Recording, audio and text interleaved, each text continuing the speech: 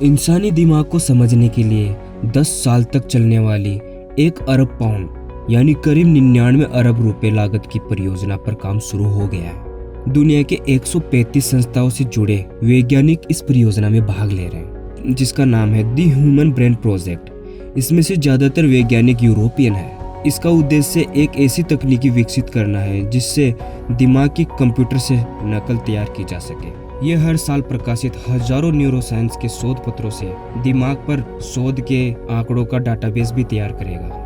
IPL Switzerland में HBP के निर्देशक मार्क राम कहते हैं कि ह्यूमन ब्रेन प्रोजेक्ट पूरी तरह नई कंप्यूटर साइंस टेक्नोलॉजी बनाने की कोशिश है, ताकि हम सालों से दिमाग के बारे में जुटाई जा रही सारी जानकारियों को एकत्रित कर सके।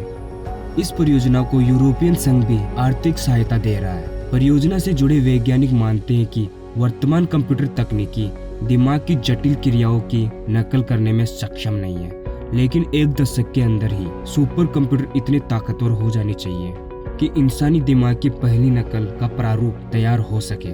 दूसरी दिक्कत आंकड़ों की वह बड़ी मात्रा है जो इस प्रक्रिया से निकलेगी। इसका मतलब यह है कि गणना की मेमोरी को भारी मात्रा में बढ़ाना पड़ेगा।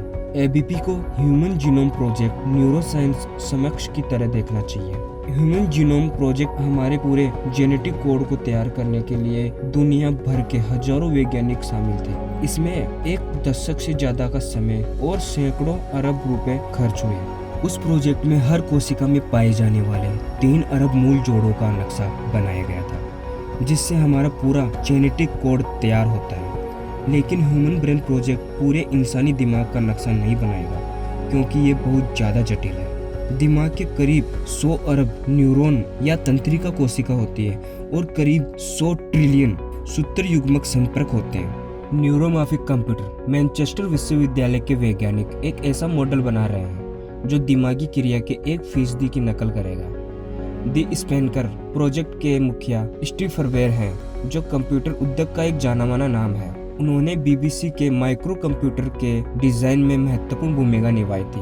वह कहते हैं कि मैंने अपना समय पारंपरिक कंप्यूटर बनाने में लगाया है और मैंने उनके प्रदर्शन को असाधारण ढंग से बेहतर होते देखा है, लेकिन फिर भी उन्हें बहुत सी ऐसी चीजें करने में मुश्किल आती है जो इंसान स्वाभाविक रूप से कर लेते हैं। नवजात शिशु भी अपनी माँ को पहचान लेता है, लेकिन किसी खास व्यक्ति को पहचानने वाला कंप्यूटर बनाना संभव तो है, पर बहुत मुश्किल भी है। वैज्ञानिकों को लगता है कि इन रहस्यों को सुलझाने से सूचना तकनीकी में बड़े फायदे मिल सकते हैं। ऐसी मशीन जो दिमाग की तरह सीखती है। प्रोफेसर मार्कराम कहते हैं कि इस जानकारी से हम एक ऐसी कंप्यूटर चिप बनाने में सक्षम हो सकते हैं जिसमें ऐसी खास विशेषता हो जो इंसानी दिमाग की नकल कर सके, जैसे भीड़ का आकलन करने की क्षमता, बड़े और जटिल आंकड़ों के बीच फैसला लेने की क्षमता।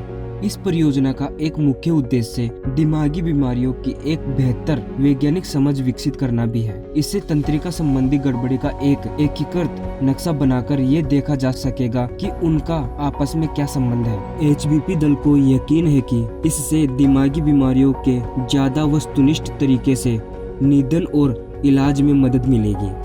HBP की भारी लागत की यह कहकर आलोचना की जा रही है कि इसकी भारी भरकम लागत की वजह से दूसरे न्यूरोसाइंस शोध कार्यक्रमों के लिए पैसे की कमी हो जाएगी।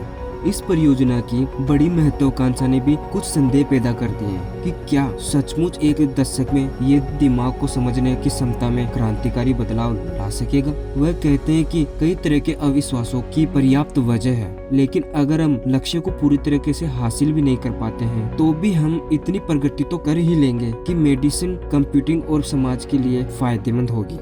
तो दोस्तों, अगर आपको ये जानकारी अच्छी लगी हो तो इस वीडियो को लाइक कर दें और हमारे चैनल को सब्सक्राइब कर बेल आइकन के घंटे को जरूर दबा दें। तो फिर मिलते हैं अगले वीडियो में। धन्यवाद।